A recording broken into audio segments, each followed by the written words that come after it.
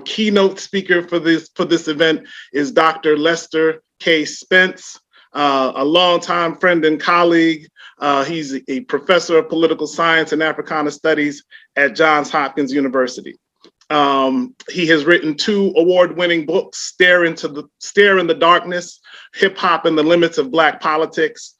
He's written another award-winning book, Knocking the Hustle Against the Neoliberal Turn in Black Politics. He's written dozens of academic journal articles, dozens of essays and think pieces that have appeared in a range of publications, from the New York Times to Salon to the New York Daily Review, et cetera, et cetera.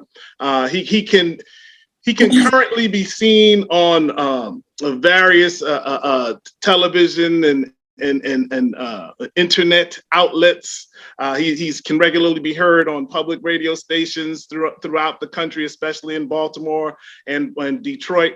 Dr. Spence is a frequent commentator in the media, and he's one of our most perceptive and insightful political commentators who focus on African-American politics and the challenges of the current political moment. So without further ado, I'm going to turn it over to Dr. Spence. So here's the thing. There's something to be said for knowing for somebody for like maybe 30, 40 years, right? So, and it goes like 2 ways. So when Don reached out to me, he was like, yo, we want you to do this thing on the evolution of the Black vote. And I'm like, okay, yeah, but do me a favor. When it gets to the introduction, make it really short, because the people don't want to know who I am. They just want to hear the talk, right? So, you know, that's Don kind of not listening to me all that much. It's all good because I've known him 40 years and it's dope. But on my end, the other flip side is that I'm only kind of sort of going to be talking about the evolution of the Black vote, right? So I hate it when I see a speaker that's supposed to be, that's given a remit, that's given something to talk about, and they like do a left. I apologize, but I'm going to kind of sort of do a left, right? So before I get started, I want to give a shout out to folks at Towson. I do want to give a shout out for Don Wars. It is a blessing to be able to know, to be able to say you've known somebody and worked with somebody for 30, 40 years, because there's a certain point in time in your career where you and the people around you have a sense of what you say your values are and how that life fits with those values. So I can say that Don's always been upright. He's always fought for the right causes. He's always been a dope teacher and a scholar. And he spent his life and his family's life putting his money where his mouth is. So for that, I appreciate him. Adrian, I so apologize. Adrian's been like sending me all this stuff. In fact, even before like 5:30, I get an email from him. When can we expect you to test out the tech? And I look at the email, and the email was like, yo, you're supposed to be here at 5:25. And I'm like, damn. It's all good though. It's all good. Give a shout out to him. I see all types of people. One of the blessings with Zoom is that you see, you know, it compresses space in a really important way. So there's all these folk who would not be at my talk at Towson who are here in the audience. Like I see my mom in the audience. I'll try not to curse. I see people I went to high school with. I see folks who I like went to undergrad with. I see folks who are like people I look up to in the academy. So that's wonderful. And hopefully we can have a really dope conversation. So I want to get to it. Here's when I say what I'm going to do is in the time I have, what I'm going to do is rather than talk about the evolution of the Black vote per se, what I'm going to do is talk about Black political power and how it shapes and is shaped by the state. How there's a beginning with the end of the Civil War. I'd argue that for historical reasons, Black people have been the central body of folk to reorient how we think democracy should function. And they've consistently worked to develop what we in political science call positive liberty as opposed to negative liberty. Now, the difference is really straightforward. When you're talking about negative liberty, if you were to pull up the Constitution, like on Zoom, on your other screen or whatever, what you'd see is that there are all these things in the Bill of Rights where they're like, yo, the government will not do this to you, right? Like the government won't jack you because you've got a different religion. They won't jack you if you say the wrong things about the government. That is really important, but those are examples of negative rights. That's negative liberty at work. On the other hand, you've got positive liberty, right? Like the idea that you, because you're an American citizen or because you live in America, you have a right to health care. You have a right to a living wage. All those are examples of positive liberty. Every now and then you can see them in state constitutions, but you can mostly see them in nations outside the US. What I suggest is that there are moments where that becomes possible in America, and that moment is largely due to Black people, and that's because of our kind of unique relationship with the state. So I'm going to start from 1865. I'm going to hover around that 1890s moment, and then I'm going to fast forward to the current moment, and then at that moment in time, I think we should have room for conversation. I've only got one slide, so y'all basically are just, have to look and listen to me. All right? All right. 1865, right? We've reached the moment of civil war. Now, it's important, that moment, how we get there is itself worth talking about. There's this moment in time before Civil War where President Lincoln, in order to make sure that the Union stays the Union, he actually supports an unamendable 13th Amendment. That amendment, if it would have passed, it would have done two things. One is it would have precluded the federal government from involving themselves in domestic state institutions. And two, it would not have been amendable. Now, when we talk about the United States and we talk about the Constitution, one of the things that's supposed to separate the United States from other nations is the fact that the Constitution is supposed to be a living document, right? That is to say, it's supposed to be able to change as we change. Now, the process to change it is hard. Like to pass a constitutional amendment, it requires something like 2/3 of I think one of our legislative bodies, and then in addition to something like 3/5 or something of all state legislatures. But it enables for change. What Lincoln did in that moment is say, listen, I am more interested in making sure we maintain the Union than I am in this. He was willing to forego that amendment interest for the Union itself. It failed, obviously, so we've got the Civil War. The Civil War was not originally about slavery. Originally, it was just about, now for the South, it was about slavery, don't get me wrong, but from the standpoint of the Union, from the standpoint of President Lincoln, if they could have won the war and maintained slavery, they would have. What changed? What happened is the war was so tight. Once you had Black people leave en masse, right? So Black people who were slaves, they leave their plantations en masse and go to the North. At first, Lincoln is like, yo, you get these folks, send them back. This is something we're not trying to touch.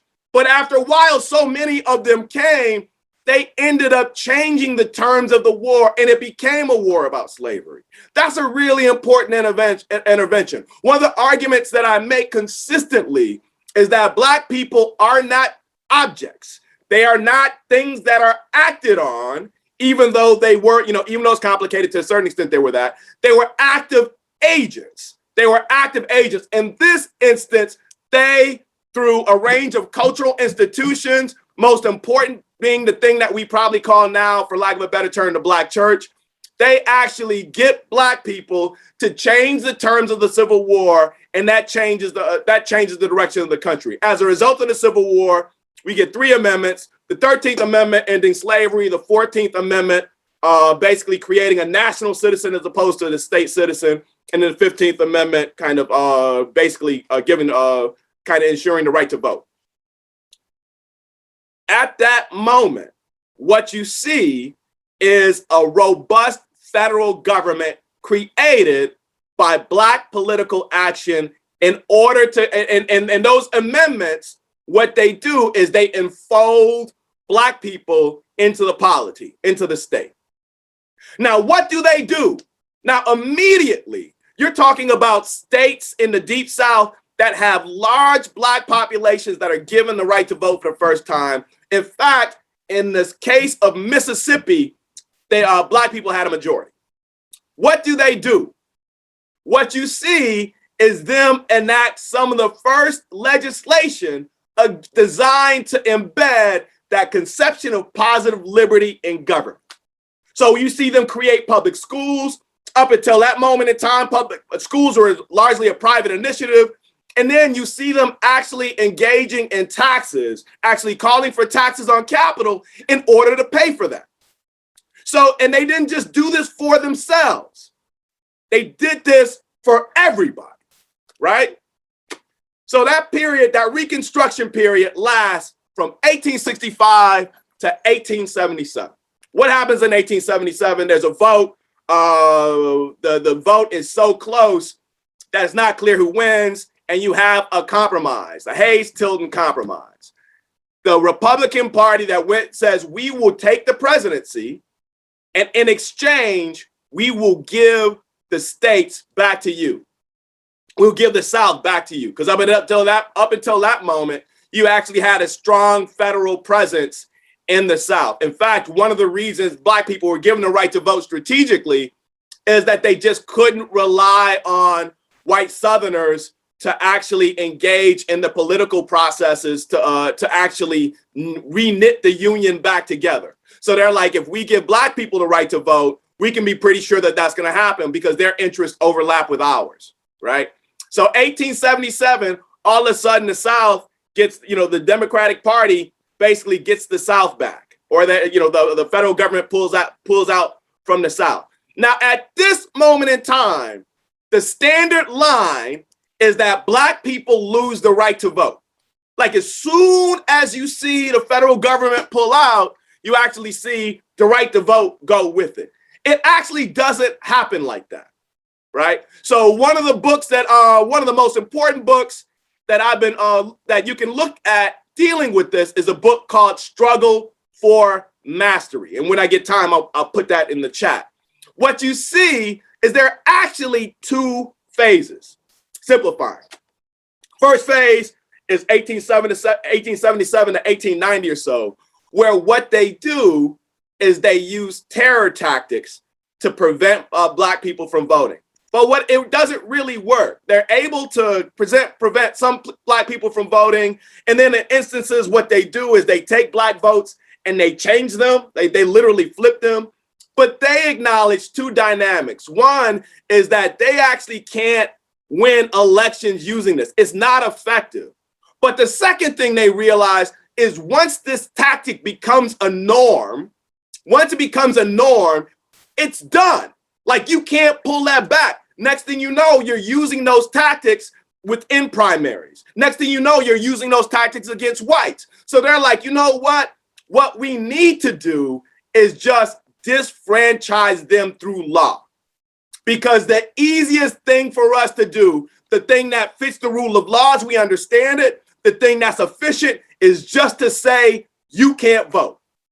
The 15th Amendment protects the right to vote, but the state has the right to determine all these different dynamics that attach themselves to voting, right? Now, here's the thing about that 1890 moment. That 1890 moment is critical, not just because this is when the South basically kind of gets itself back and is able to implement all these laws or argues for all these different legal changes. It's also the moment where for the first time you see Blacks and whites who are laborers attempt to reorient the federal government again. Now, what do I mean? So one of the consequences of the Civil War was that the federal government and the South more generally actually went into significant amounts of debt. And folks are trying to figure out how to deal with that debt. At the outset, the solution to debt was injecting more money into the economy, right? What that does is that if you think about debtors and creditors, the more money in the economy, the less money those in debt have to pay to service the debt, the less than real money. The more you narrow the money supply, the more creditors went out, right? Now, what happens as a result of the Civil War is you actually see a new form of agricultural economics replace the old form. So the old form was slavery, slave labor. The new form actually kind of sort of rented out plots of land to folks who would then work on it and pay the people who own the land back, right? To make a long story short, what that new form does, it does create the space where whites and blacks could own plots of land and work on them. But once you see that money dynamic change, what you see is that the laborers who are working on the land lose out in favor of people who are wealthy. So that's one dynamic where you've got basically the growth of significant levels of income inequality based on agriculture that hurts white and black agricultural workers alike, right? The other dynamic is you increasingly see, not just in the South, but in the North, you see what we call robber baron development. So, for example, we see the beginnings of industry, we see the beginnings of the railroad sector, and in all these instances, we see labor lose out to capital. So in the course of people trying to kind of work on their own, whites and blacks alike, they're like, you know what, this way that the state and the market are working together doesn't really work for us. What it seems is happening, it seems as if the political officials are working with the robber barons to increase their wealth at our expense. How do we deal with that? What you see is the first, what we call the populist movement, the first populist movement. And what they argued for, blacks and whites alike, is for a few changes that, using the language of positive liberty and negative liberty, re-embed positive liberty into the Constitution, or it's an attempt to kind of embed other forms of positive liberty into the Constitution, right? And they tried to do this structurally by a few different things, right? So first thing they called for, well, not the first thing, but one of the things they called for was they called for senators to be directly elected. At this moment in time, senators were indirectly elected, and people thought that that was anti-democratic. They were right. They're like, if we have more control over the election of senators, they're more likely to do what we want to do. They were interested in making they were building out the railroad. They were interested in making both the railroads and the telegrams like public goods. So that would actually preclude them being used by the robber barons for the purpose of wealth. And they were interested in a set of policies that would make their debt easier to service rather than harder, right? So all these things are, and then because they realized that they couldn't work through one of the two parties to get their ideas embedded, they were like, we need to create a third party in order to do this. So what you had was a populist movement that, through a combination of third party and fusion party politics, were able to actually elect legislators that were interested in making that stuff, all that stuff, policy. Blacks and whites alike supported that dynamic. That happens between 1885 and approximately 1895. So what happens in that 1890 moment is not just an attempt to keep blacks from voting, but it's an attempt to keep blacks from voting for the purpose of preventing a more progressive economic set of policies to be preventing them from being enacted. That's really, really important. When we talk about the black vote and we talk about disfranchisement, we focus on the racial politics, but very rarely do we focus on political economy, right? Now, here's the thing. 1890 It shouldn't have been that easy. Like, if the Democrats wanted it, what were the Republicans doing? So at this moment in time, we've got Republicans voted, a number of them voted in by white folk, by white and black folk, actually proposing a set of legislation designed to protect black voting, because they see what's going on, right? They end up coming up with a bill, I think it's called the Lodge Bill, named after, I think it was Henry Lodge, the Lodge Bill. The bill gets through the Congress, or it gets through the House of Representatives, but what happens at the level of the Senate? It gets filibustered. So when we talk about the racial politics in the contemporary moment of the filibuster, how the filibuster was used consistently to kind of put a stranglehold on civil rights, this is basically the first real instance of that usage.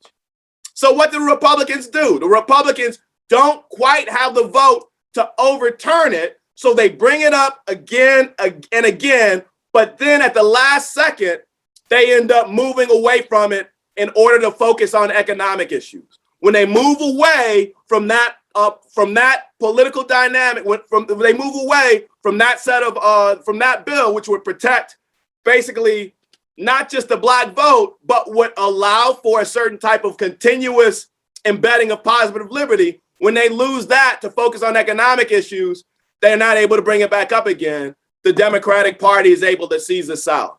So what I'm going to do is show you the one slide I have to give you a sense of what the consequences of that are politically.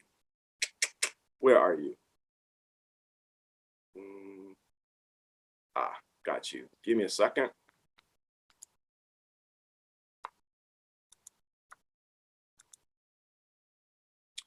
So this is from my dissertation advisor, rest in peace. Haynes Walton writes a book called Invisible Politics in the late 80s.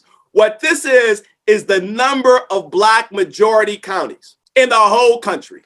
In 1880, you have approximately 300 counties that are majority black. By 1980, that's down probably less than 50, and I'm not sure what the numbers are now. I'm gonna stop sharing. Now, I want you to think about what that means. So we're talking about the Deep South losing the vote for the most part from 1890 or so to approximately 1960. I've already talked about how the black vote was used to embed positive liberty into the Constitution, built and how it was used to develop, to reorient how we understand public goods. In fact, to kind of invent public goods. Like, we think about public schools as things we should fight for, in part because of what black folk did in the South in the 1860s, 1870s.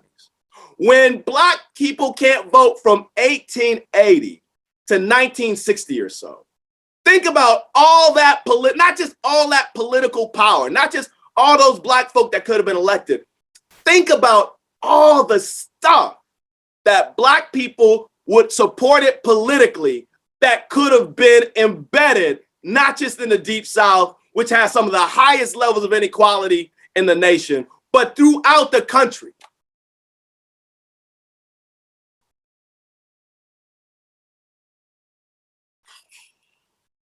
Wow. Like, when I sit with that like does something to me, right?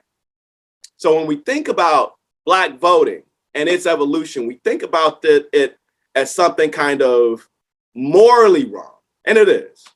For those of us who are small d Democrats, we think of that as being kind of politically anti-democratic, and it was. And for folk who love black people, we think about that as being racist, and it was. In fact, you know what? I'm going to read to you one of the quotes of the senator from Mississippi in talking about why he wanted to actually why he wanted to disfranchise black voters. Right? Give me a second. Bam, move. Thank you. This is Senator James George of Mississippi. Remember, Mississippi is like one of those states that at this time is close to a majority black population. Our situation is without parallel in human history. For hitherto, free government has succeeded nowhere except among homogenous peoples willing for and capable of harmonious political cooperation. Yet, he continued, the aspirations of our race to self-government have been impeded by the presence of a race which, though possessing many virtues and many excellent qualities, have never yet developed the slightest capacity to create, to operate, or to preserve constitutional institutions. Hopefully, we could talk a little bit about this in a Q&A. Those ideas there, it's important to note, those ideas are deeply racist, but those ideas actually aren't just articulated by a white supremacist senator in Mississippi. They're actually articulated in every subfield that goes on to constitute what we now know as political science. Like political science at this moment in time actually argued that constitutional democracy was an Anglo-Saxon invention, and only Anglo-Saxon populations were capable of doing it. So don't get it twisted. I'm not saying that racism isn't at work. It was. But what I'm also saying is that there's a political economy dynamic, that by taking Black people's right to vote away, you actually change how we actually think about government, how we think nations like the United States are supposed to function. Now, what I want to do, it's 6:32, so I got about 10 minutes left. What I want to do is talk about what happens in that 1960s moment when Black people get the right to vote again. When through fighting for it, we get the right to vote through the Voting Rights Act. What we see is a number, for the first time, particularly in cities with something approaching a majority Black population.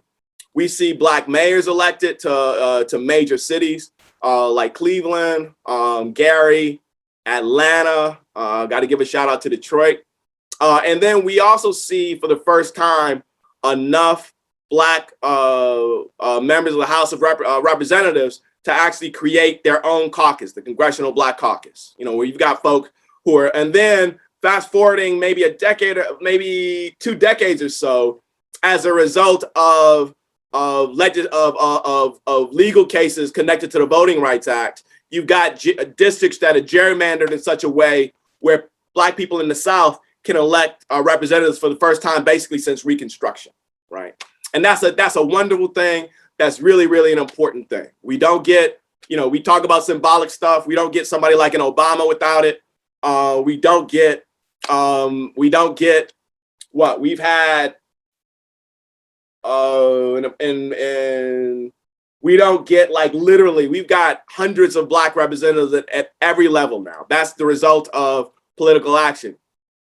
But the complicated thing, and there's a racial dynamic to this, and then there's an intra-racial. That is, there's a dynamic to this that's really kind of an internal Black thing, is that the nature of the relationship between the government and society and the market changes from approximately 1970 to now. It begins in 1970, right? And what happens is increasingly the idea that we should be spending government resources on progressive needs is actually thought of as not only not being good, but actively being bad.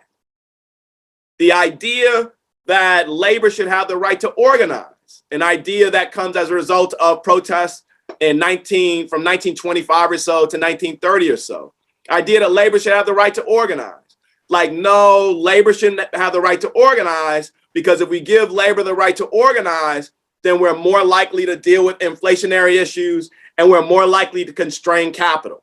So there are a set of policies that are enacted along with a new common sense that makes that vote worth less as far as its capacity to actually have government work in favor of working class populations in general and in Black populations specifically, right? So what ends up happening is that in places like in Detroit, Baltimore, it's almost as if the only thing that you can increasingly spend resources on as far as government spending is policing.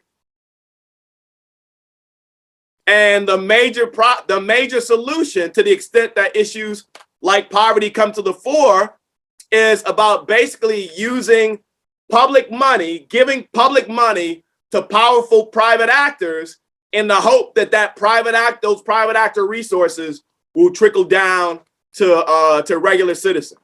So in the case of Baltimore, you can look at the Baltimore Ravens Stadium is publicly subsidized. Camden Yards is publicly subsidized. You can look at, they just gave Under Armour a few years ago a TIF that's worth approximately, I think, $500–600 million.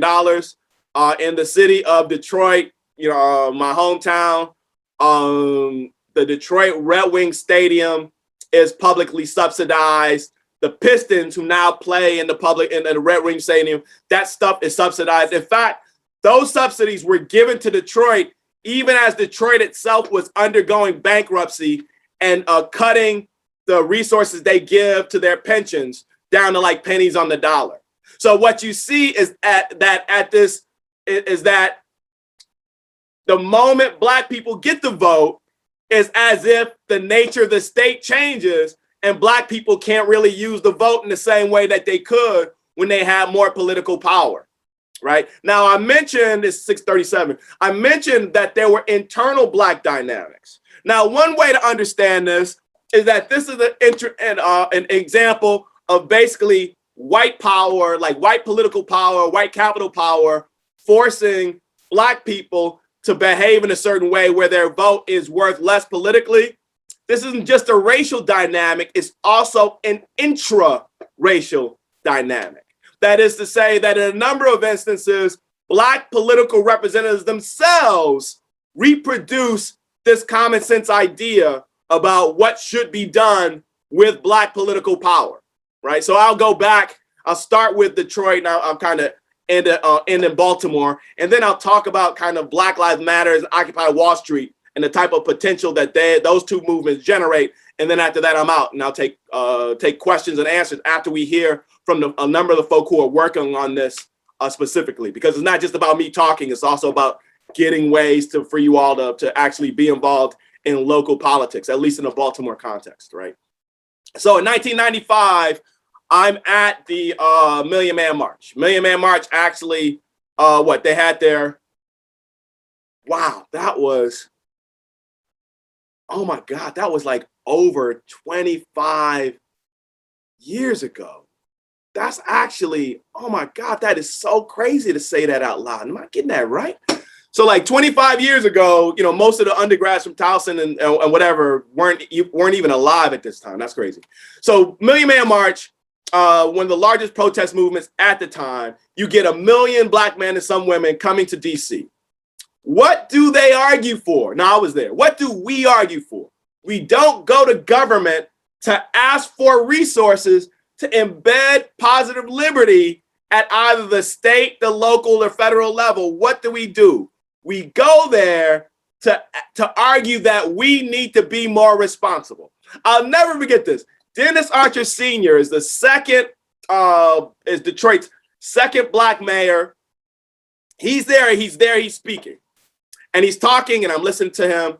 And Detroit at this time, is facing financial hardship. I mean, cities like Detroit, that's kind of what happened when Black people got the vote, is at the same time as you got white flight and white corporate flight, and it hollows out cities like Detroit fiscally, right? So Dennis Archer's talking, and he's talking about garbage pickup. And he's like, you know what? If you're in the circumstance where the city can't pick up your garbage, pick it up yourself. And everybody starts clapping, like, yeah, be more responsible. Pick it up yourself, pick it up yourself. And I'm like, whoa, wait a second. Like, we pay taxes so you can actually fulfill that public good. Why should we actually have to pick up our own trash when we pay taxes for that, right? That's an example of him reproducing that idea that government isn't supposed to work for anything but capital. Like to the extent that it works for regular folk, it should only work for regular folk through basically mechanisms of privatization, where we give money to actors, in this case, to people like the Illiches who got the subsidies for the Red Wings, to people like, then they also own the Detroit Tigers too. So for the Red Wing Stadium, for the Tiger Stadium, and then to give it to Ford, right?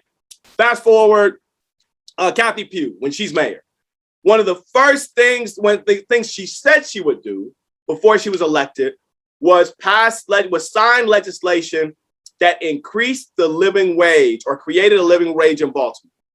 As soon as she was elected, and that came to her her desk, she actually vetoed it. And she said this. She was like, "Yo, I didn't put my hand on the Bible when I said it."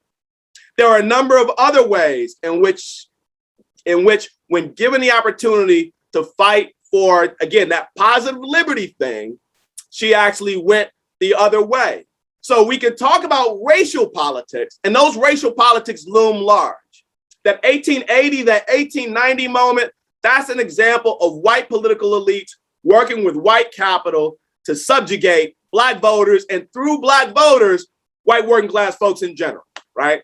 But we can't talk about that in the current moment without talking about how Black political elites, particularly in cities like Baltimore, particularly cities like Detroit, and even in the White House when Obama was in it, they actually participate in this. They participate in this through rhetoric. They participate in this for the support for policy. Now it's 6:42, I got 3 minutes left. What I want to do is talk about how Occupy Wall Street and Black Lives Matter function. It's really interesting because when Occupy Wall Street was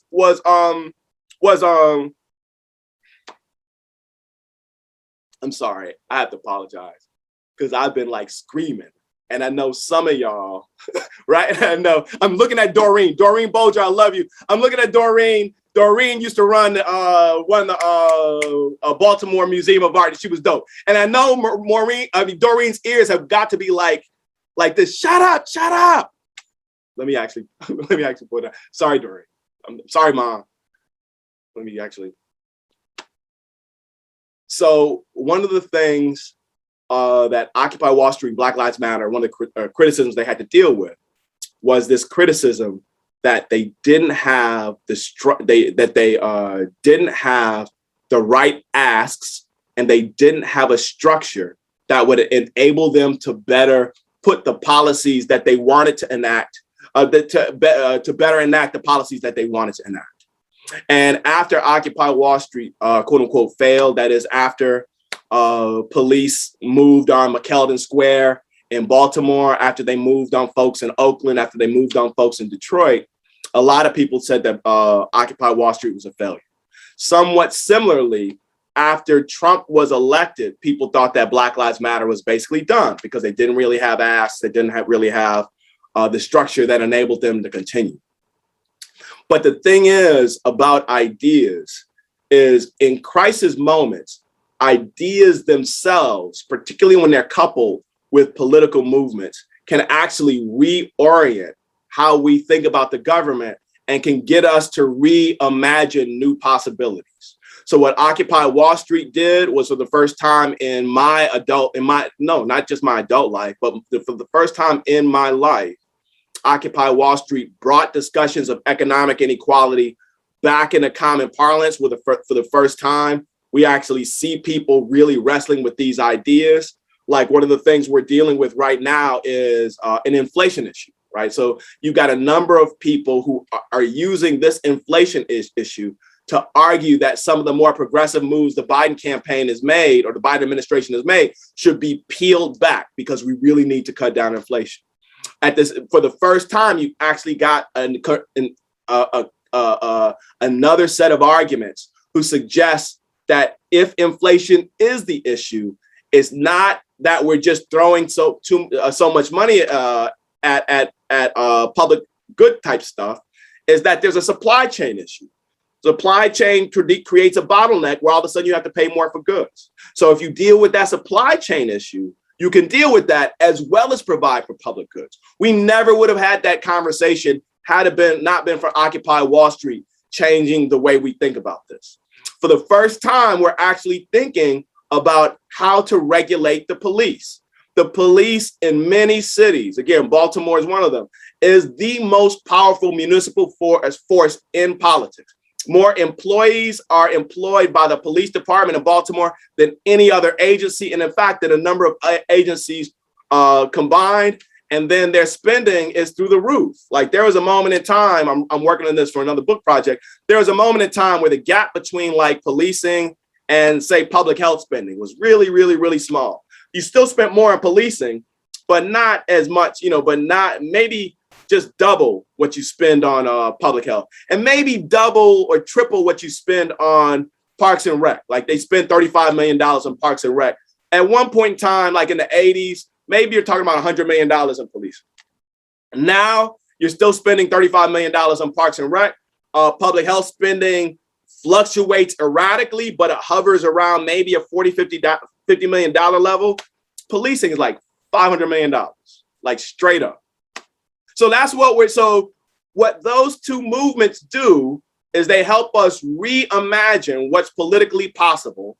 And then if those movements are embedded in the vote, not just in the vote of Black folk, but in the vote of folk in general, perhaps we'll actually see more movement. So that's basically my talk in a nutshell. It's 6:46. On that note, again, there are a number of folks who want to talk about what we can do in this moment, because I think it's critically important. Then after that, I'll take some questions.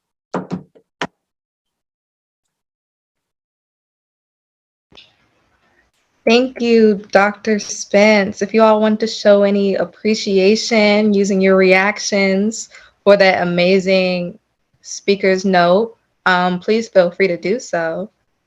Yeah, so we're gonna, are you ready, Dr. Spence, to transition into the Q&A? All right. So we do have a few questions from our audience as well as our staff over here that we wanted to talk to you about. So to start off, we wanted to know, or maybe the audience wanted to know, for Black individuals who are navigating through various forms of racism, what are tools that you feel are helpful in navigating political discourse and choosing who to vote for? You know what? One more thing. Can y'all do me a favor? Just give me like a few questions because there's a lot of folk, and I want to try to get as many, particularly given the topic, I want to try to hit as many questions as I can. All at once? Yeah. All at once. Like, okay. Don't give me 10. I'm old. Okay. Right? Like I'm even older than I looked at that picture. I'm like, damn, that picture was like back when I actually had black hair. Get out of here.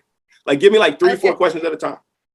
All right. Well, another one was about combating apathy for the different generations, for younger generations that may mistrust the voting system. How do you go about that or get rid of that distrust? Another question was about sort of on the same topic, but the lack of mistrust regarding, well, because they feel that there isn't enough systemic change that has been happening. And then someone asked about the Civil War that you've discussed, because you said it wasn't originally about slavery, so they want to know what it was originally about. Well, can we start there and circle back for some more? All right. Yeah, that works. So, so how to navigate the right to vote. So,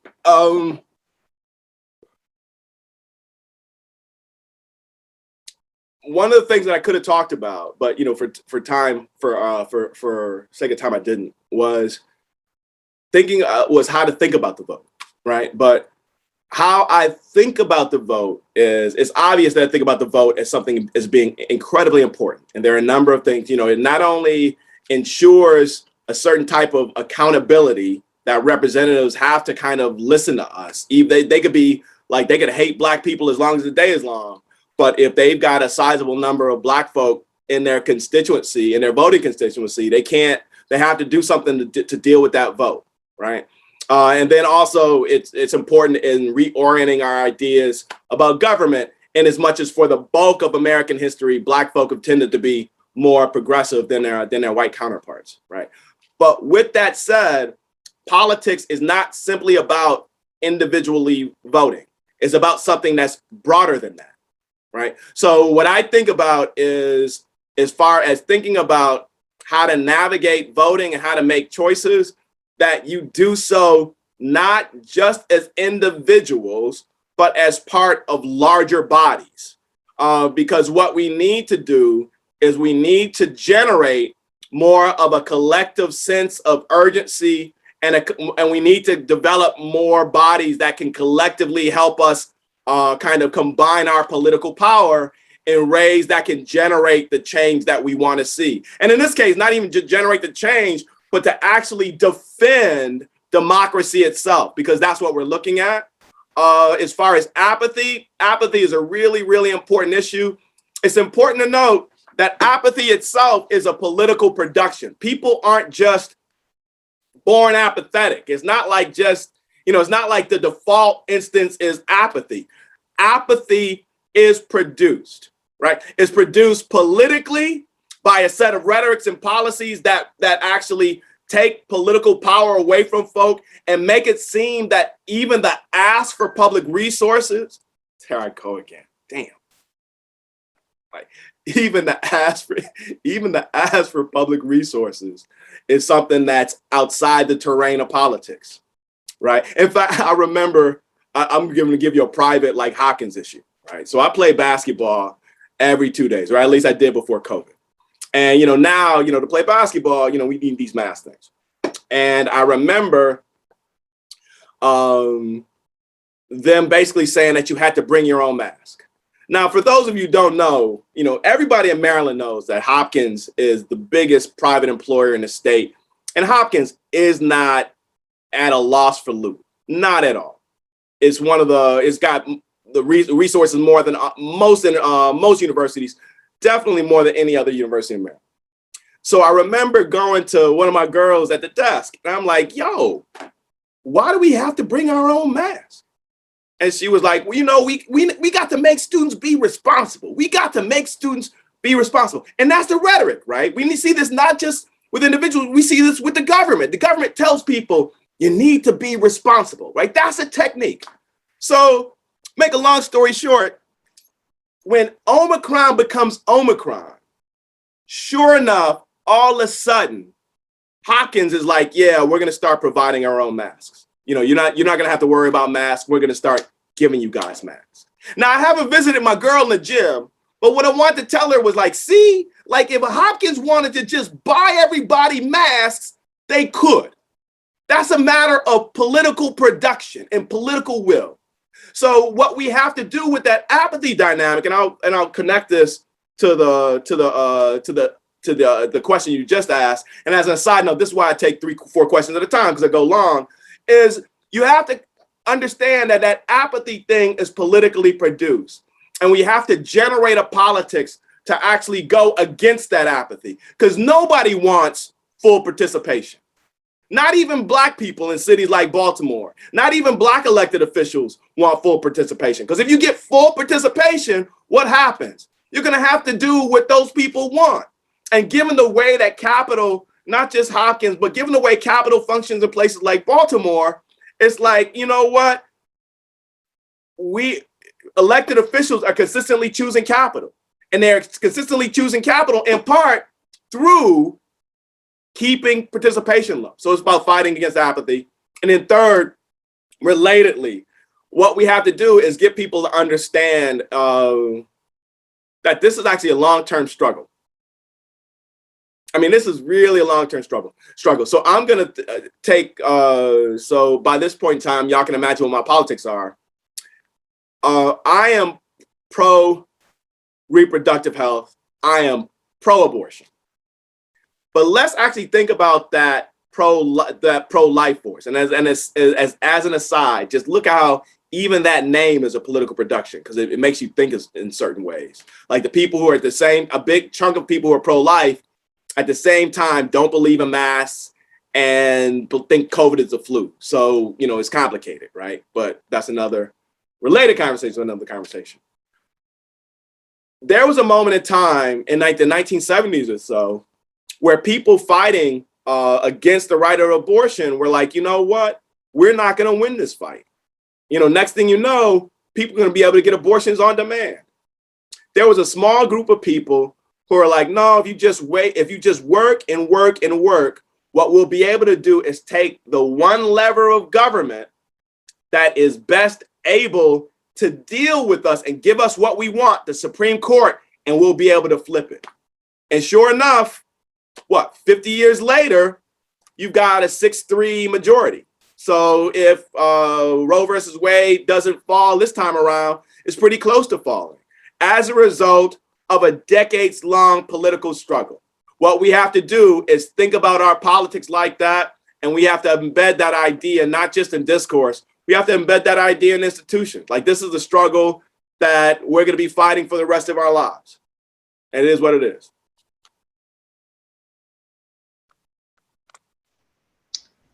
Okay. Thank you for that. We do have a few more questions.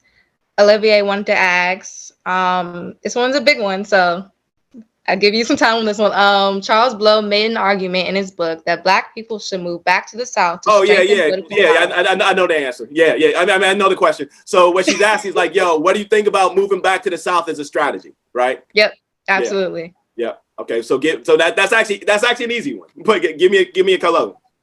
Okay, so we also have some questions regarding January 6th and how we should view that from a racial lens. Have we seen things like this before in the past? Some other questions were about processing the state of the country in terms of things like banning critical race theory or certain books from classrooms. So, yep. Awesome. As an aside, I was talking about Whoopi Goldberg and Mouse. And for the first time ever, I said I would never do it. I actually created a TikTok video. So I kind of wish I think what I'm going to do is I'm going to take these dynamics and make like TikTok videos. I'm not going to use no filters. I'm not going to be like, doing a little dancing thing, but I'm going to straight up make TikTok videos, for this. So in order, moving back to the South. So what I take what I call an Afro-Realist perspective to these types of issues. And an Afro-Realist perspective is one of the things that characterizes that perspective is that perspective takes Black politics as they are. And to the extent I think about potentialities, I think about those potentialities based on what Black folk do. So here's a potential thing that speaks to the value, to how valuable that tactic is. For those who don't know, Charles Blow is a writer for the New York Times, brilliant. And he just moved back to Georgia, I think. And he's arguing that Black folks should do the same because of our history there. A lot of Black folk have land there. And then also because of the political consequences of moving down South, right? And it's important to note, Baltimore is actually the South. It's not deep South, but Baltimore is south of the Mason-Dixon line, and that has consequences. Where I'm challenged, what's not realistic about that move is Blow's argument requires that Black people do that en masse. That is, Black people do that in droves. And there is no political, economic, or social force that's capable of doing that.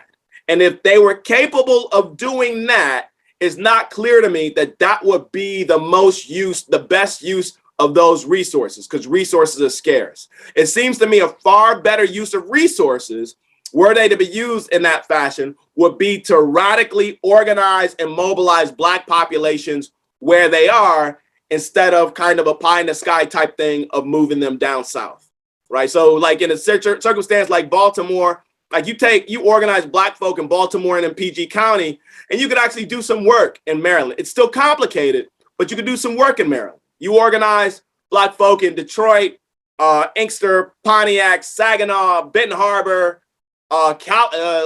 Kalamazoo, a little bit of Dowagiac, Lansing, East Lansing, not Lansing, etc. And you can do damage, and it's easier to do that than what you're gonna do? Pay caravans? I mean, it doesn't even work like that. You know what I mean? So that's moving back to the South. As a side note, I love Charles Blow. Charles Blow is dope, but that's one of the times where I'm really like, you need political scientists talking about these dynamics, right? Like somebody like me, or like Don Warks, or like Tamley Warks, they can actually talk about this dynamic from a level of expertise, right? January 6th history.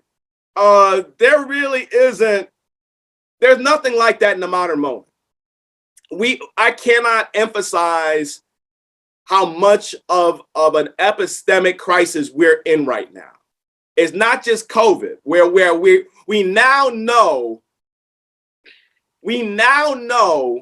how we can just kill 900,000 people and have a big chunk of the American population be like, they have pre-existing conditions.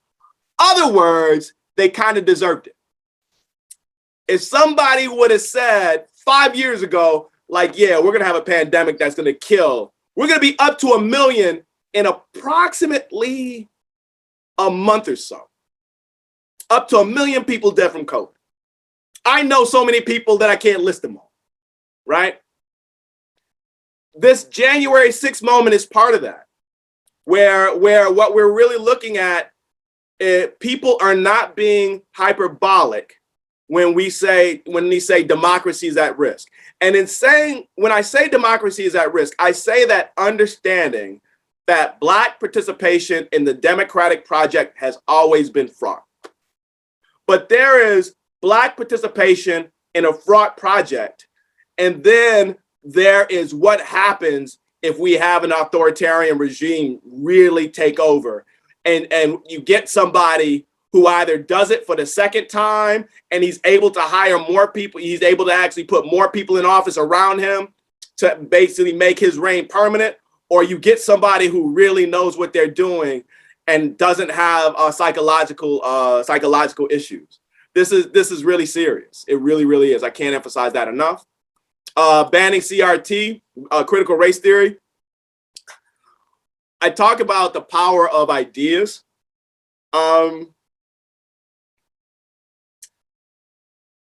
What we're looking at the banning of mouse in that Tennessee school district, and at the attempt to ban critical race theory, is an attempt to reorient our public institutions in such a way that they can't socialize a majority of our children.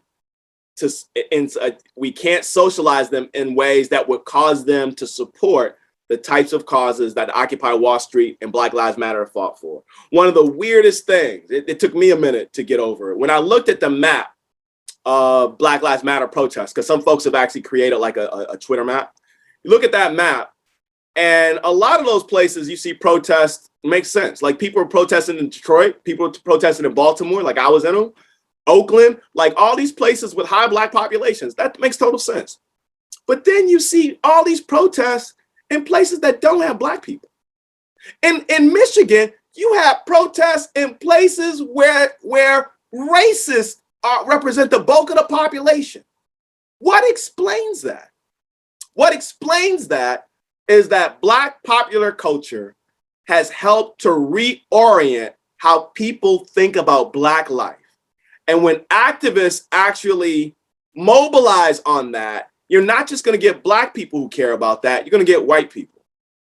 What critical race theory does, and it's not, I mean, it's not even like it's taught in high schools, but you know what the idea is, that what it does is it reorients people to have views that are more open and more robust and more progressive.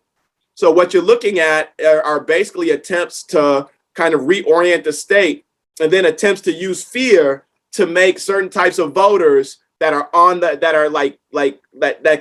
can tip one way or the other, tip towards conservative and white supremacist ends.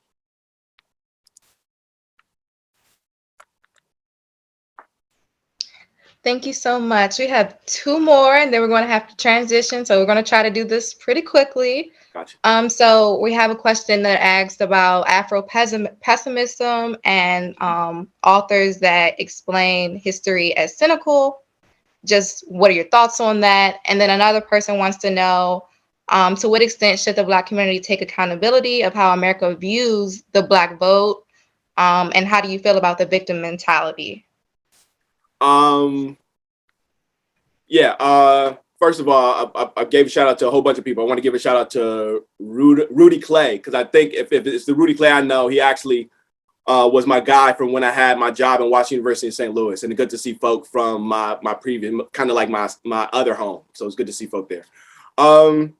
Afro-pessimism, that's a setup question, because somebody kind of knows how I think about this. So when I'm thinking about Afro-realism, I actually articulate that vision explicitly against Afro-pessimism. Afro-pessimism, to simplify, makes a couple of really important claims. One claim is that Black people are still the equivalent of slaves in the polity, so we haven't seen any changes. And then the second thing is that the only way to make the state work in ways that actually work for Black people is to basically destroy modernity and replace it with something else. Now, I think what that set of ideas has been incredibly productive academically. It's generated a really robust set of ideas about how racism functions. It's actually functioned politically. So in a place like Baltimore, one of the most important group of folk who've been fighting against police and fighting for rights for Black folk is Leaders of a Beautiful Struggle. Leaders of a Beautiful Struggle are constituted by folk, some of whom actually went to Towson. They're Towson alumni. And they've been working on this stuff since they were basically young undergrads. And they started out in urban policy debate. And if you look at the first place that Afro-pessimist ideas take hold, it's actually in policy debate. Policy debate's competitive. Folks are asked one question a year where everybody tackles the same question around a policy debate issue. The concept of Afro-pessimism was used by kids like members of the Leaders of a Beautiful Struggle and Black folk and all these other places that take up policy debate to get policy victories, right? And then what they're able to do in a number of cases is take those techniques that they use to develop policy arguments and apply them to policing and then develop Black Lives Matter cells. So in that way, it's actually indirectly politically important. But the ideas themselves are actually, when you look at the history of Black life, they're ahistorical. So that read of history that I just provided, they don't actually understand slavery as ending, because they believe, or that's the Afro-pessimist theory suggests, that freedom was given to slaves. So if freedom is given to slaves, it represents a contradiction, right? Because you can't give something to a slave. The act of, in as much as the act of giving implies kind of an owing dynamic, if you're giving freedom to slaves, that means that the slaves actually owe the master something, and that renders it a really complicated view of freedom. My conception, based on the work of W.E.B. Du Bois and the data, is that Black people actually fought for freedom and they took it. So that actually changes the orientation of Black people with the state. So I think that idea is important, academically productive, but I think but in a way, I think it's intellectually deeply problematic from the perspective of kind of a real deep political science understanding of the state and Black people's role in it. And then the other question was about responsibility, like the responsibility stuff. Am I getting that articulation right, Nicole? Where it's kind of about responsibility, like Black responsibility. Am I right? Yes, they were asking about just the victim mindset. How much responsibility do you think that Black individuals should take in regards to the Black vote? So I want you.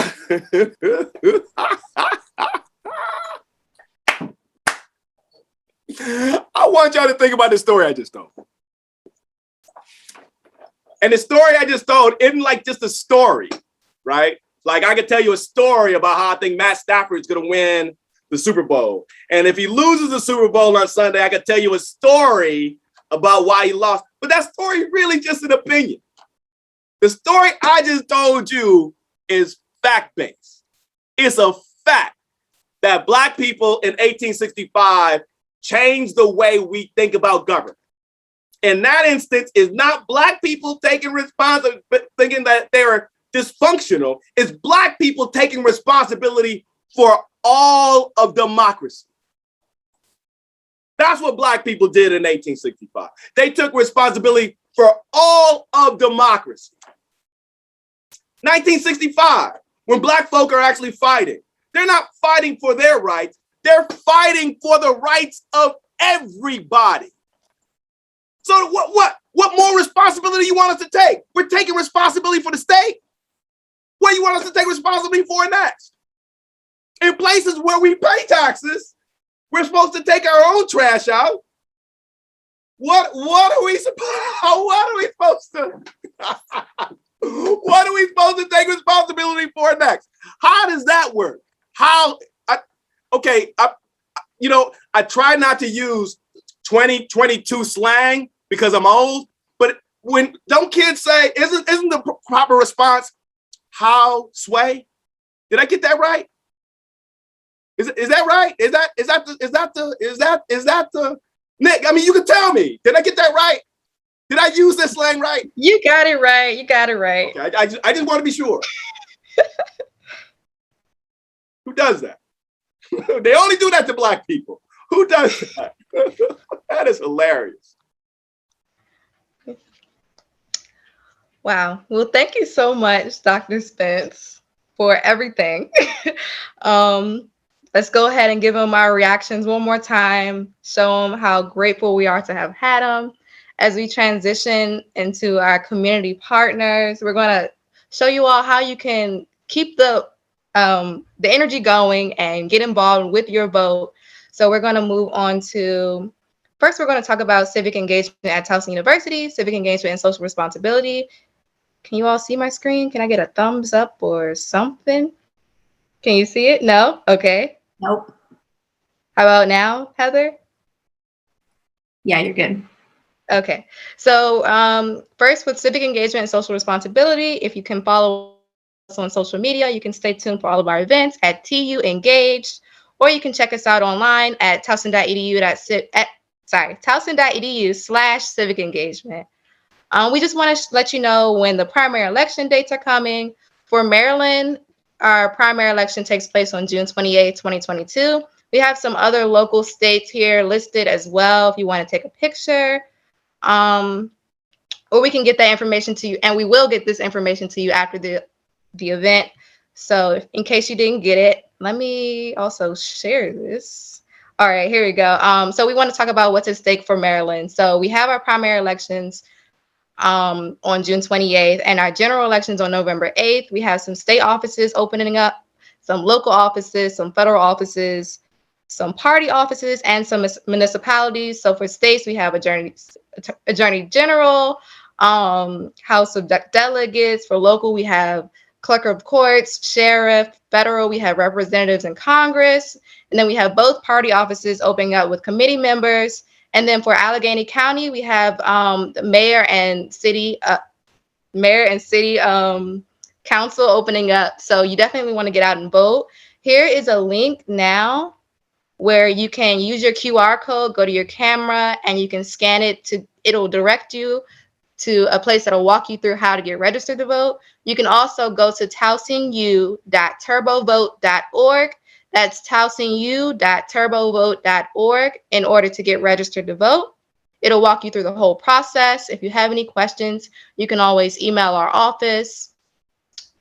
I'll give you a second to go ahead and get that QR code, and we'll drop the link in the chat as well as we move on.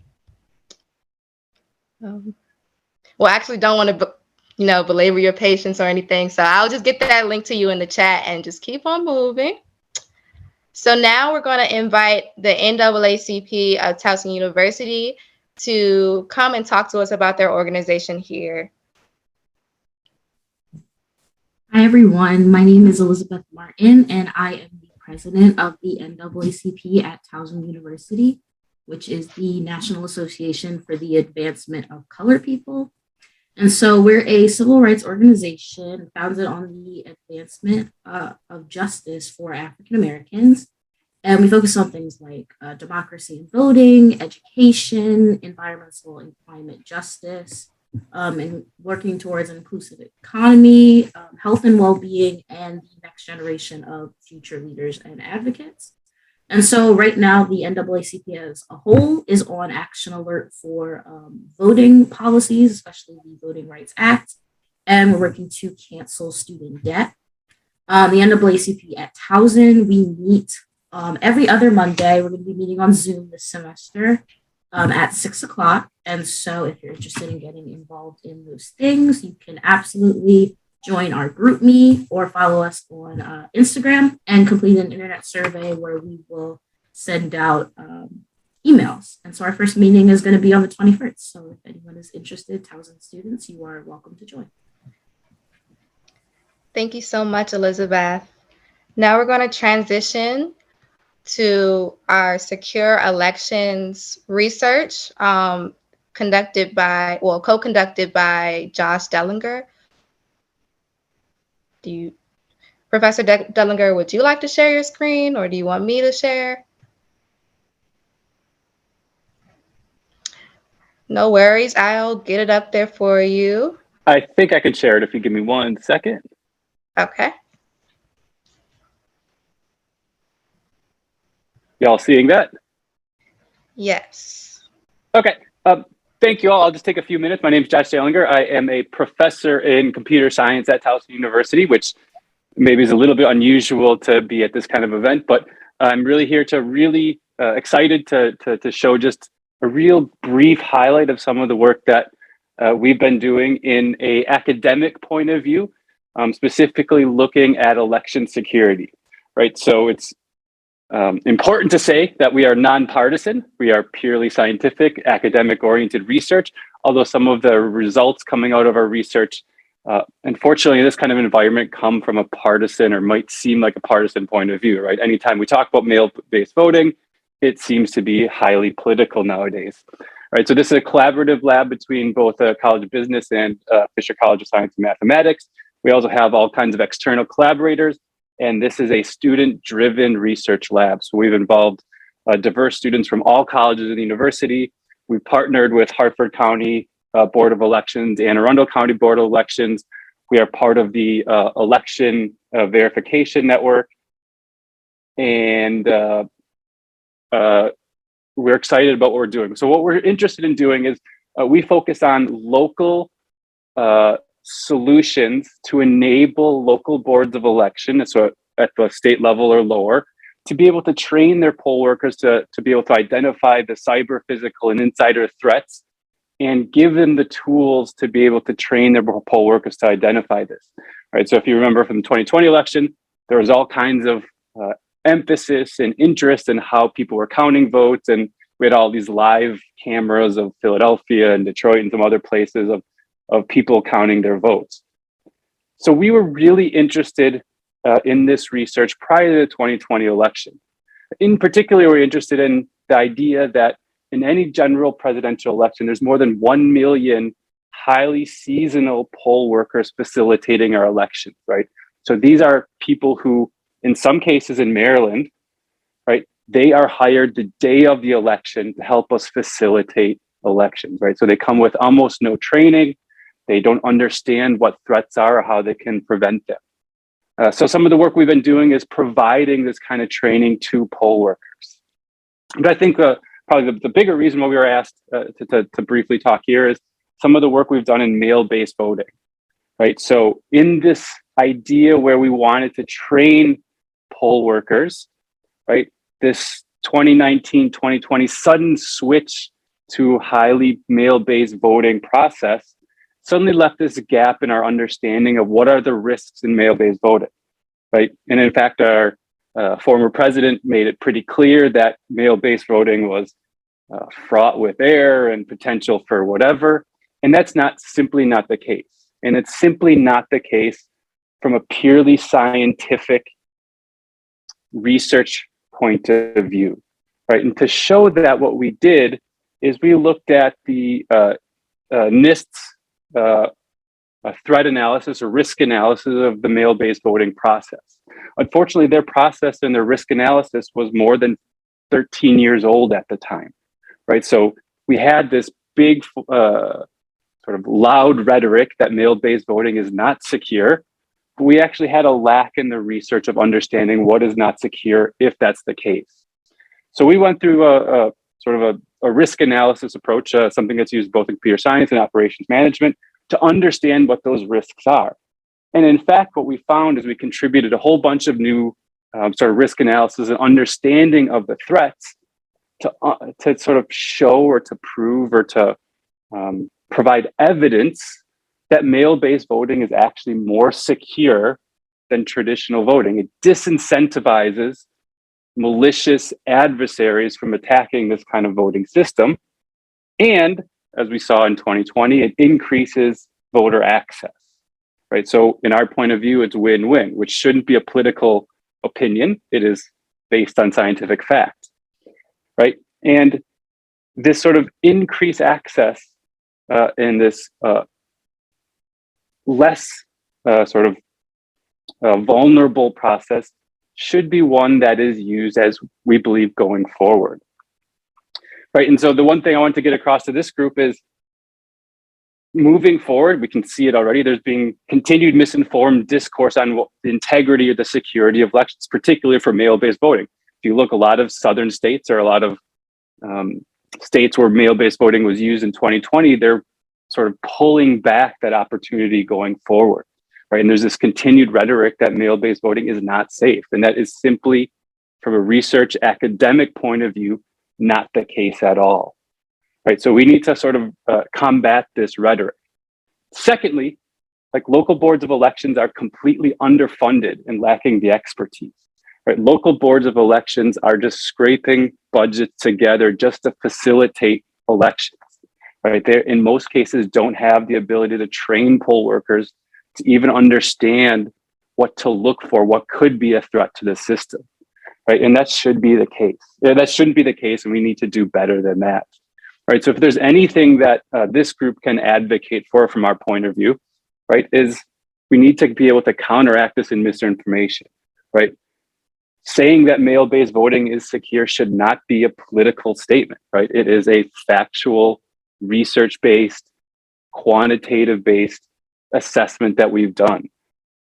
This idea that our election system is essentially run by 1 million temporary, voluntary poll workers every general election is one in which all of us can participate, right? So if there's concern you have, volunteer to become a poll worker. Local boards of elections badly need, in particular, younger African-American, people of color to be the poll workers so that you can be a part of that process. Then thirdly, at least Maryland is one of the maybe better states in that even just this last week, I got in the mail this opportunity to be a forever mail-based voter so I can receive my ballots in the mail and provide them by the mail. We should take advantage of that, right? The more that we normalize the mail-based voting process, the less opportunity there will be in the future for sort of this misinformed discourse, right? For anyone who want to get involved, this is a student-oriented organization, student-oriented research lab. Dr. Scala, who also helps run it with me, we'd be happy to have as many students participating as possible. If you have any questions, if you want to learn more, please feel free to contact me. There's all kinds of papers. I'd be happy to chat about it and involve you in our research as you are interested. Thank you for having me. I was very excited to hear Dr. Spencer's talk and look forward to hearing more. Thank you so much, Dr. Dellinger. Next, we're going to have Black Girls Vote come and talk to us about what they do and how we can support their organization. Great evening, everyone. My name is Shermel Wiggs, and I have my partner from Black Girls Vote, Lauren Wyatt, and we're going to be sharing with you all today about Black Girls Vote. I'm super excited. The information that has been shared, just the conversation, about the Black vote. It was eye-opening for me. So I hope you guys got some great information from it, because it was definitely amazing opportunity for me to be able to hear certain things. So I actually have a quick slide to be able to share, and then I'll introduce.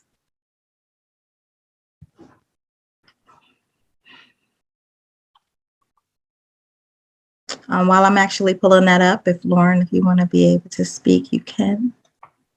Sure, totally. So I will go ahead and just introduce myself while you pull up the slide. So my name is Lauren Wyatt, and I serve as Advocacy Lead for Black Girls Vote. I was also co-chair of the 2021 Black Girls Vote Ball. I have a BA in political science from the one and only Delaware State University, and I recently earned my Master's of Science in Negotiations and Conflict Management from University of Baltimore. I've been a dedicated public servant and advocate for policy over politics for the last 10 years. Awesome. And so as well as what Lauren was saying, so I am the Community Outreach Director for Black Girls Vote. Full-time, I actually am a state and federally licensed financial coach and investment broker. For the past 17 years, I help families with financial planning and financial advising. And my capacity in Black Girls Vote is such an amazing opportunity that I give a lot of time and a lot of dedication and energy to growing Black Girls Vote. So we're going to share with you just a little bit about who we are. And so as you can actually see, this is Nike Robinson, who is our founder and CEO. Black Girls Vote is actually a national nonpartisan nonprofit organization with an objective of engaging, educating, and empowering Black women, particularly those 18 to 25 years old, to activate their voice by utilizing their vote. Black Girls Vote is committed to uplifting the Black community through education and inspiring Black women to understand the public policy decisions affecting their families and communities. It is our mission to inspire Black women to use the political process to improve the quality of life for families and the collective community. And it's our vision to be able to elevate the quality of life for Black women globally. And that is a huge mission. And we want everyone to be able to know that is definitely who we are totally sold out to. So we're nonpartisan, so we do not support any particular candidate or anything like that. Also to share with you just a few of our signature events. And I'm pretty sure that some of you have probably heard about us or have attended some of our events. Our events they are just so over the top and so amazing. We had our Her stations and cocktails that was actually sponsored by Hennessy, Moet Hennessy, VSOP, where we actually had some amazing women that were doing some amazing community work to be able to really be able to share with them that we see them and the work that they're actually doing. We also had our Ladies in Politics, where we actually took the time last year in March for Women's Month to be able to show women like that. We definitely see the work that you're actually doing. And it was a great virtual event that we actually had to engage a lot of the women locally that were doing some great things in the community. And then we had our 4th annual Dope Black Girls Brunch. Oh my goodness, that was such an amazing opportunity to be a part of it. Again, just as you see, we are all about uplifting, right? Uplifting our community, uplifting Black women who are doing some amazing things in their local communities and worldwide. And then also we had our 4th annual Black Girls Vote Ball. And the title was called Dear Black Girl. And I've actually been with Black Girls Vote since 2015.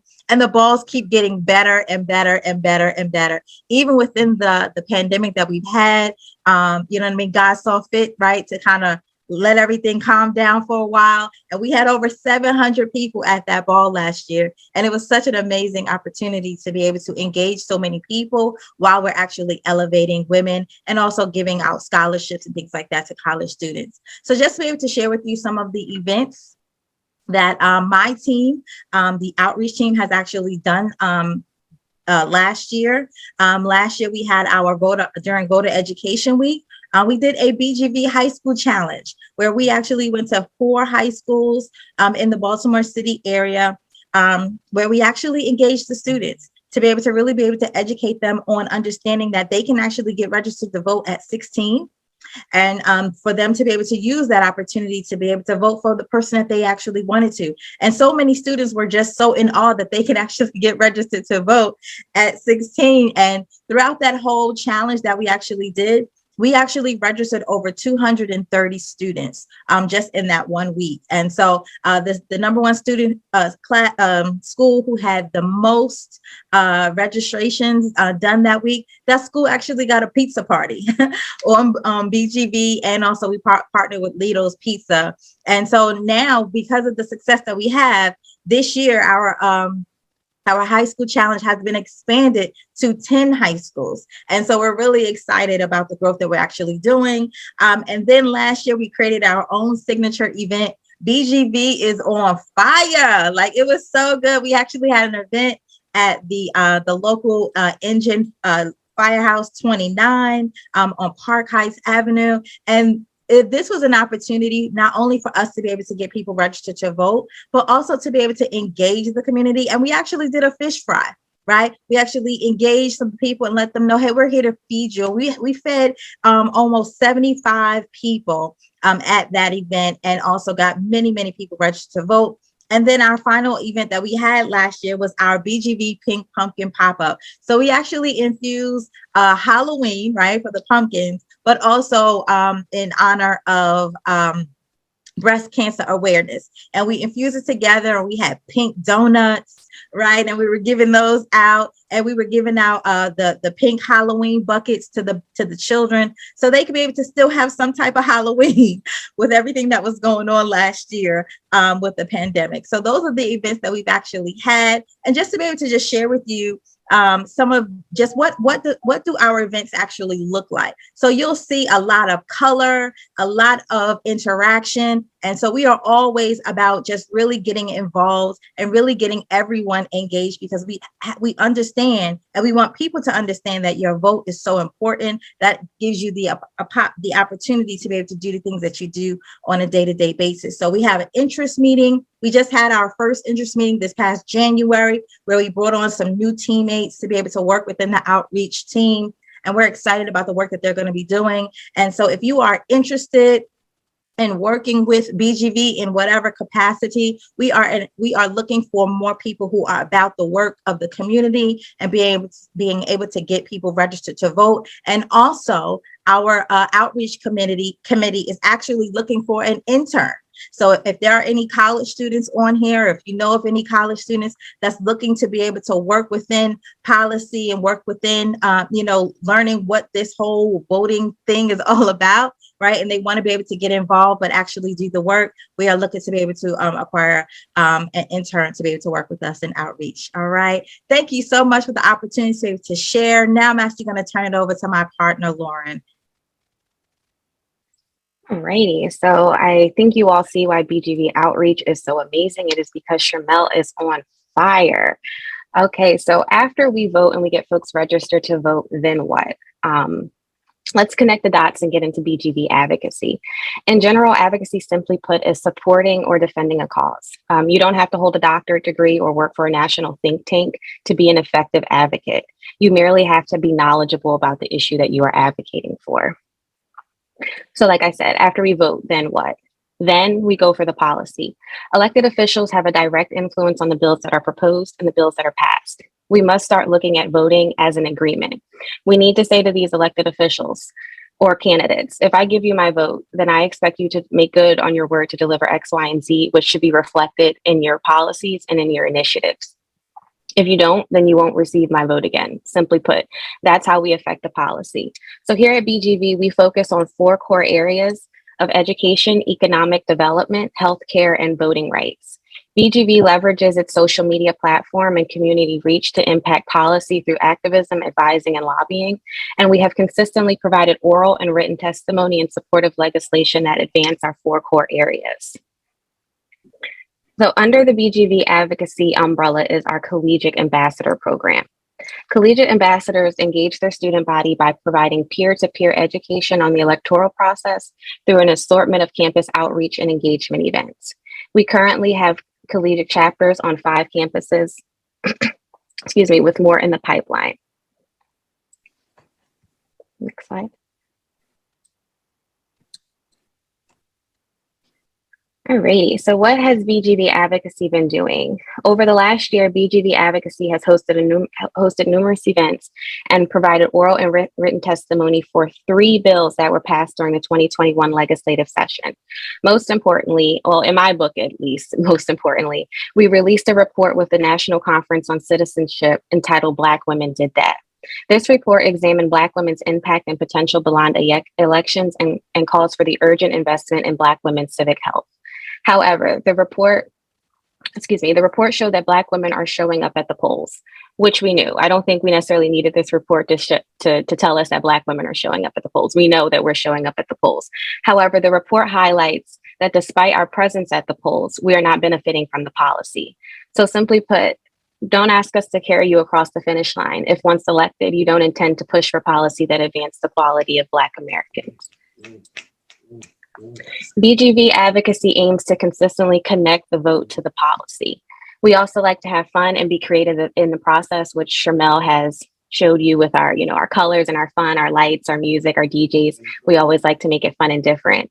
To learn more about our work and how you can get involved, please visit www.blackgirlsvote.com. And you can also follow us on all social media platforms at Black Girls Vote.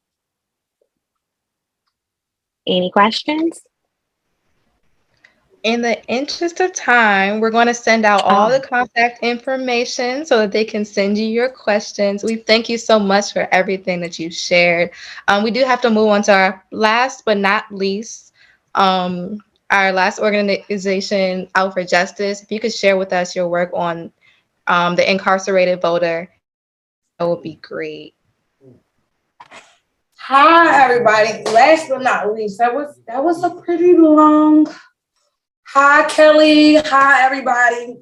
Thanks for having me. We do not have any slides, but if you want, I will put I do have a slide, but I don't think I have access to share. And for the interest of time, I don't want to keep you all on any longer than you have to be. So I will put our website info in the chat for you all to go visit the Out for Justice website. The Out for Justice is a grassroots group that is led by formerly and currently incarcerated people, those individuals who've been impacted by the criminal legal system. We are an org that really teaches, educates, engages, and empower the reentry community around the laws and policies that impact us. And our focus is the legislative process. So we do a number of things, right? But I think during the early days of COVID, thankfully to some funding that we got, because we've been largely underfunded for over a decade. And this funding really allowed us to focus, right? Refocus what we did well, right?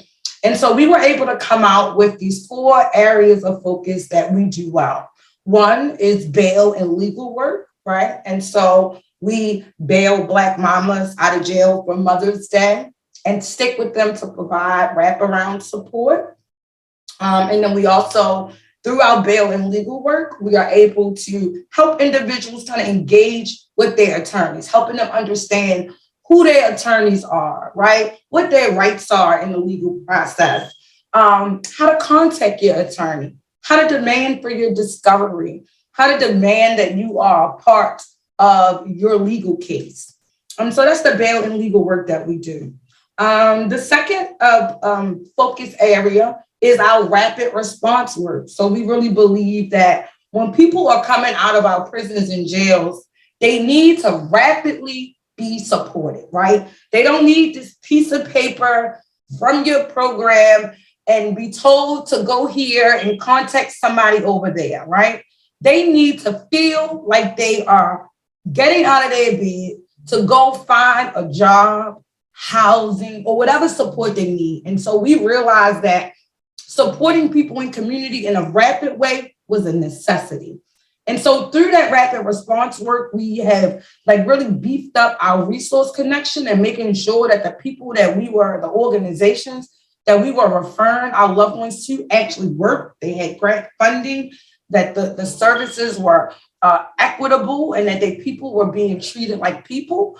And then it also helped us to identify who are our partners that can help folks get access to computers, and who are our partners who had real mental health support, not the PRP thing that we're seeing happening all over our state.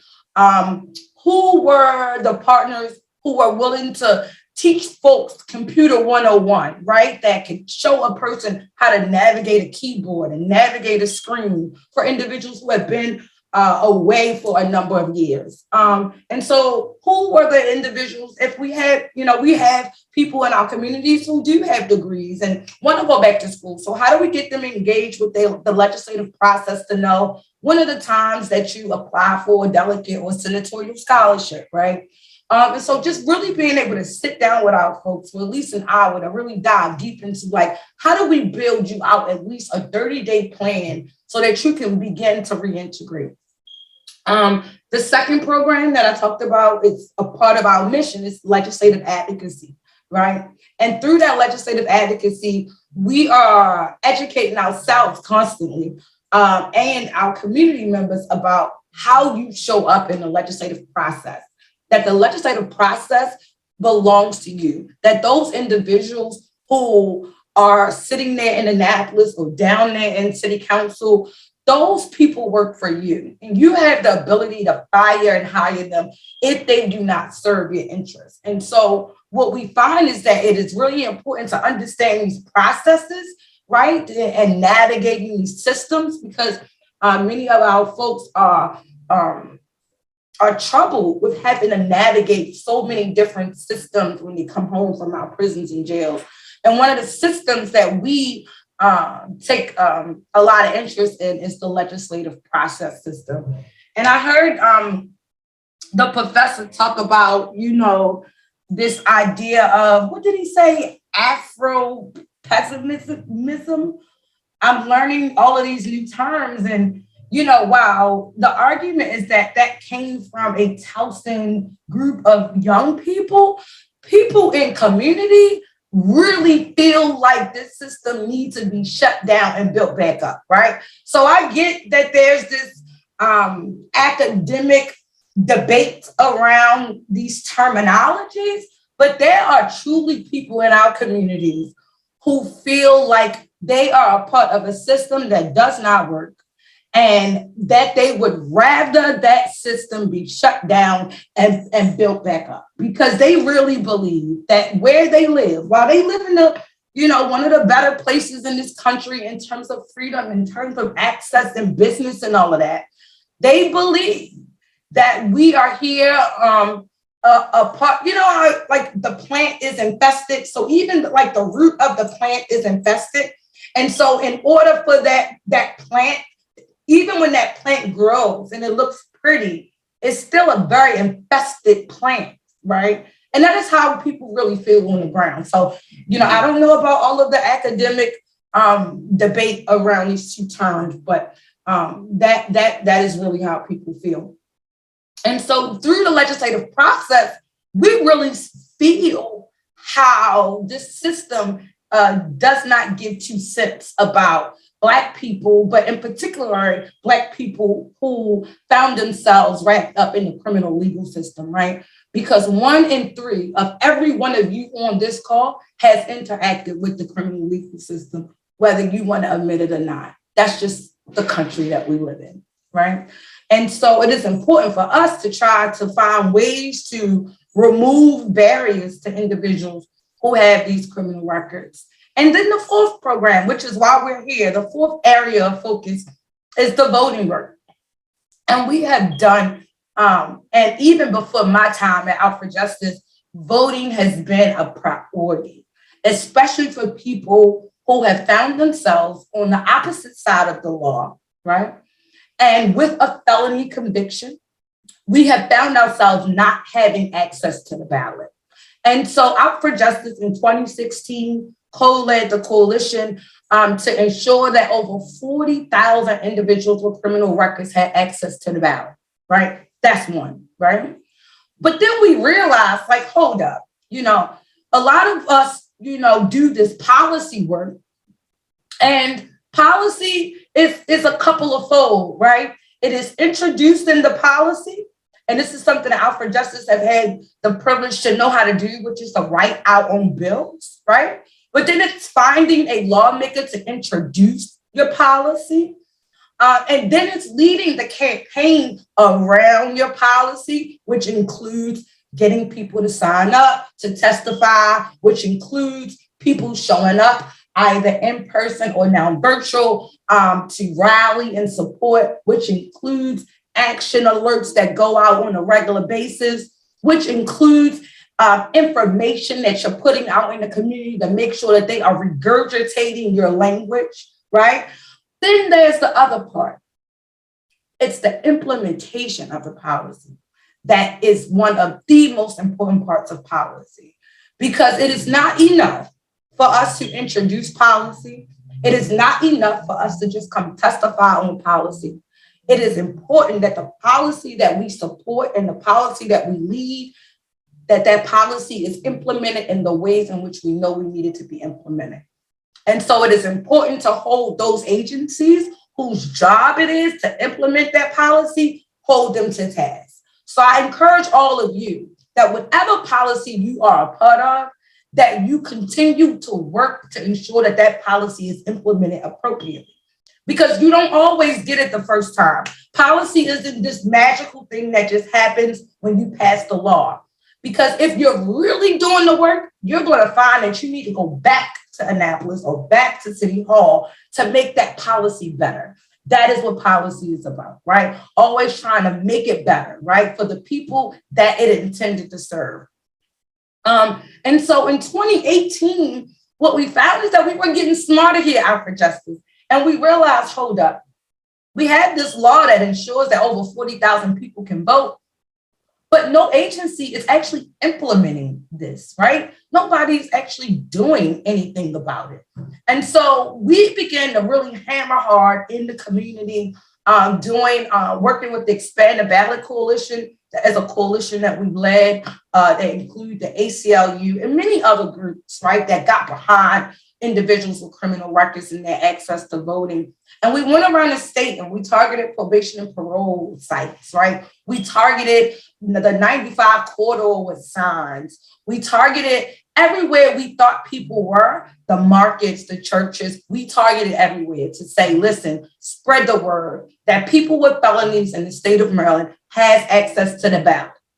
But then we came back in 2020, and through a lot of the work that we did, I was named one of the leading women in the country, top 4 women in the country that made an impact during the midterm election. And that was not mine alone, right? That was because of my members. That was because of my partners that I did that work, right? And so that belongs to them. Because in that election, what we were able to do was force the state board to go behind those walls and make sure that individuals who never lost their right to vote, which was people sitting in our jails pre-trial, not yet convicted of anything. You or I or any of us could be in jail right now because of a suspended tag or a fight that happened on college campus, right? And if you were arrested at that time during the election, you had the right to vote. And so we went to the state board and said, hold up, what are you doing to make sure that our people sitting in our local jails have access to the ballot? And, the state board didn't know what to do. And so they encouraged us, if you want your people to vote Out for Justice, they said, then you go get us the list of every eligible voter in local jails. And we took on the challenge, and we were able to come back with over 8 lists of 8 local county jails of people who were eligible. We did a statewide van tour because what you all don't know is that we had to develop the packets that the state board sent in the jails, right? This is the State Board of Elections. And we, Out for Justice, had to develop the packets that they sent in the local jails to educate our people that they had the right to vote. We had to develop the packets that said the state board had to tell local wardens across the state, hey, you must follow the law now, and you must ensure that folks in our local jails have access to the ballot. And kind of the list goes on and on. We led legislation that put it in law that the State Board of Elections must have a program behind the walls. You know, a lot of amazing work. I don't want to take too much time up, but if you all want to get more involved with doing the work that we do on the ground, it is very hard work. So do not apply to be an intern if you are not prepared to get your hands dirty and get down here on the ground with the people and offer the people the support and offer the people your expertise. We all have something to bring to the table, right? So just figure out what is it that you do well, and that is your contribution to the work. And so I really appreciate you all for giving us time to speak. And go check out our website, outfor4justice.org. Thank you, Nicole. You did a good job too, Nicole. Thank you so much. That's my name is Nicole. Adrian's going to come in and give us some closing remarks. Yes, thank you so much. Thank you, Dr. Spence, for your amazing words, and thank you to all of our community partners. We'll be sure to send out your information to all of the Zoom participants. And for the people that were here, that listened, that engaged, we want to thank you all again for being a part of this conversation with us. We'd love to have you back. We'll keep you in the loop when we're doing more programs like this. Thank you all for being here. Have a great night. And good luck on the remainder of this school year. Take care.